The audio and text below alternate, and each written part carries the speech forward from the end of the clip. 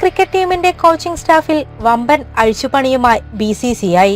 മുഖ്യ പരിശീലകൻ ഗൗതം ഗംഭീറിന്റെ വലംകൈ കൂടിയായിരുന്ന സഹപരിശീലകൻ അഭിഷേക് നായരെയും ഫീൽഡിംഗ് കോച്ച് ടി ദിലീപിനെയും strength and conditioning coach Soham ദേശായിയെയും BCCI പുറത്താക്കി. കഴിഞ്ഞ വർഷം T20 ലോകകപ്പ് വിജയത്തിന് ശേഷം രാഹുൽ ദ്രാവിഡിന് പകരം ഗൗതം ഗംഭീർ എത്തിയപ്പോഴാണ് സഹപരിശീലകനായിരുന്ന അഭിഷേക് നായർ കൂടിയെത്തിയത്. ടി ദിലീപ് ആവട്ടെ രാഹുൽ ദ്രാവിഡിന് കീഴിലും ഇന്ത്യയുടെ ഫീൽഡിംഗ് പരിശീലകനായിരുന്നു. ഗൗതം ഗംഭീറിന് കീഴിൽ കൊൽക്കത്ത നൈറ്റ് റൈഡേഴ്സിൽ സഹപരിശീലകരായിരുന്ന Ryan ten Doeschate, bowling coach Morne Morkel എന്നിവരെ തൽസ്ഥാനത്ത് നിർത്തിയിട്ടുണ്ട്. അഭിഷേക് നായർക്കും സോഹം ദേശായിക്കും പകരക്കാരെ ഇതുവരെ പ്രഖ്യാപിച്ചിട്ടില്ല.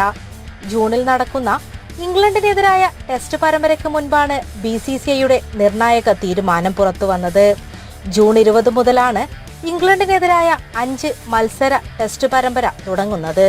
നാട്ടിൽ ന്യൂസിലൻഡിനെതിരായ ടെസ്റ്റ് പരമ്പരയിൽ വൈറ്റ് വാഷ് ചെയ്യപ്പെട്ടതിന് പിന്നാലെ ഓസ്ട്രേലിയക്കെതിരായ ബോർഡർ ഗവാസ്കർ ട്രോഫിയും ഇന്ത്യ കൈവിട്ടിരുന്നു. അതിനു പിന്നാലെ അഴിച്ചുപണിക്ക് സൂചനയുണ്ടായിരുന്നുവെങ്കിലും നടന്നില്ല.